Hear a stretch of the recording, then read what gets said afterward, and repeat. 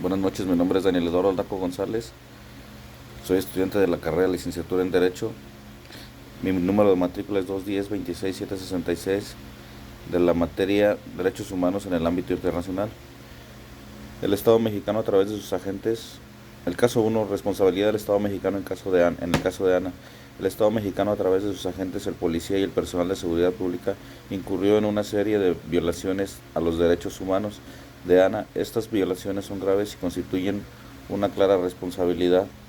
A continuación se detallan las principales violaciones y la correspondiente responsabilidad del Estado: violaciones a los derechos humanos, libertad de expresión, el arrebatamiento de los panfletos y la detención de Ana constituyen una clara violación a su derecho a la libertad de expresión, que incluye el derecho a difundir ideas religiosas, libertad de reunión pacífica. Ana se encontraba ejerciendo su derecho a la libertad de reunión pacífica al participar en la manifestación. La intervención policial interrumpió de este derecho.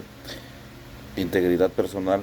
Las burlas y los calificativos peyorativos sufridos por Ana constituyen un trato cruel, inhumano y degradante, violando así su derecho a integridad personal, derecho a la libertad y seguridad personal. La detención arbitraria de Ana sin una causa justificada viola su derecho a la libertad y seguridad personal, derecho a la injusticia. La omisión de las autoridades estatales y federales al no iniciar los procedimientos correspondientes ante las denuncias de Ana constituye una violación a su derecho a la justicia. Responsabilidad estatal. La responsabilidad del Estado mexicano se fundamenta en el principio de atribución, que establece que los estados son responsables por los actos de sus órganos, incluso cuando estos actúen al margen de sus funciones o contraviniendo las instrucciones recibidas. En este caso, el Estado es responsable por las acciones de sus agentes, el policía y el personal de seguridad pública, quienes actuaron en nombre del Estado y bajo su autoridad.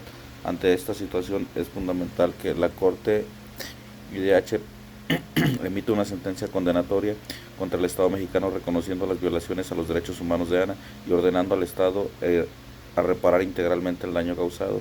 El Estado mexicano implemente medidas para prevenir la repetición de hechos similares, tales como la capacitación de los agentes del Estado en materia de derechos humanos y reforma de las leyes políticas que limitan la libertad de expresión y reunión. Se garantiza el acceso a la justicia para Ana y otras víctimas de violaciones de derechos humanos. Es importante destacar que la responsabilidad del Estado mexicano en este caso es clara y contundente. La Corte IDH tiene la oportunidad de sentar un precedente importante en materia de protección de la libertad de expresión y reunión en el contexto de manifestaciones públicas.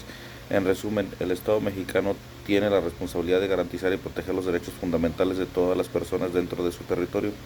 Cuando se producen abusos por parte de agentes estatales, como en el caso de Ana, se debe investigar, sancionar y reparar adecuadamente a las víctimas.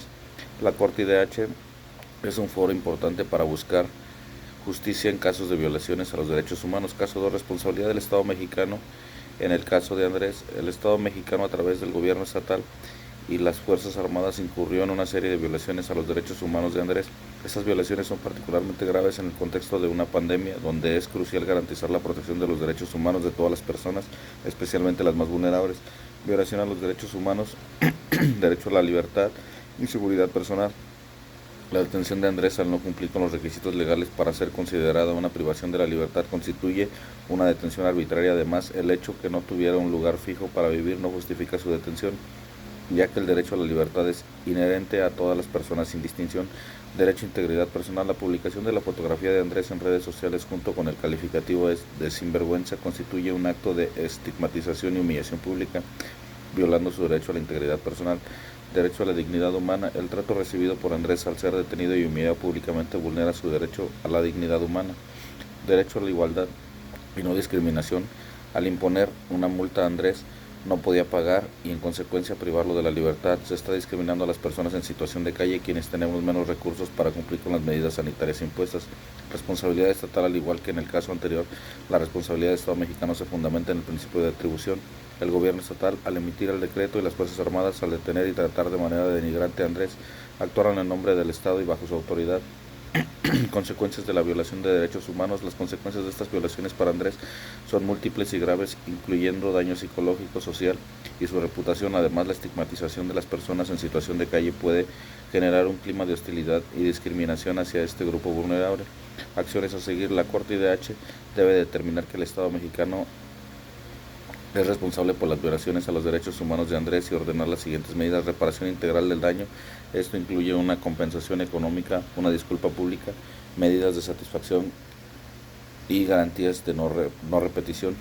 Investigación exhaustiva. Se debe llevar a cabo investigaciones efectivas para identificar a los responsables de estas violaciones y garantizar que sean sancionados. Reformas legislativas. Es necesario revisar las leyes y políticas públicas para garantizar que las medidas adoptadas en situaciones de emergencia como una pandemia respeten los derechos humanos de todas las personas. Capacitación. Las fuerzas de seguridad deben recibir capacitación en derechos humanos para evitar que se repitan situaciones como esta. En este caso, la responsabilidad del Estado mexicano es aún más evidente, ya que se aprovechó una situación de emergencia para vulnerar los derechos de un grupo en situación de vulnerabilidad. La Corte IDH tiene la oportunidad de establecer un precedente importante en materia de protección de los derechos humanos de las personas en situación de calle y de garantizar que las medidas adoptadas durante las emergencias sanitarias no discriminen ni vulneren los derechos fundamentales. Gracias y buenas noches.